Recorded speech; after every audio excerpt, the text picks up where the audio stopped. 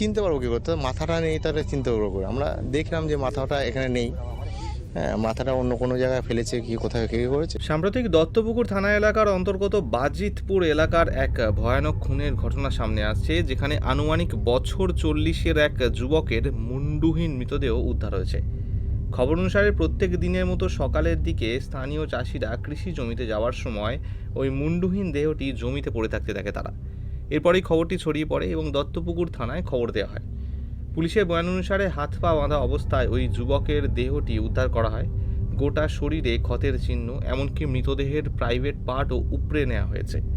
এই প্রথম এই প্রথম আতঙ্কিত তো অবশ্যই। এখান দিয়ে যারা যাওয়া আসা করে, আমরা স্টেশনে যাই, আমাদের পাশের গ্রাম।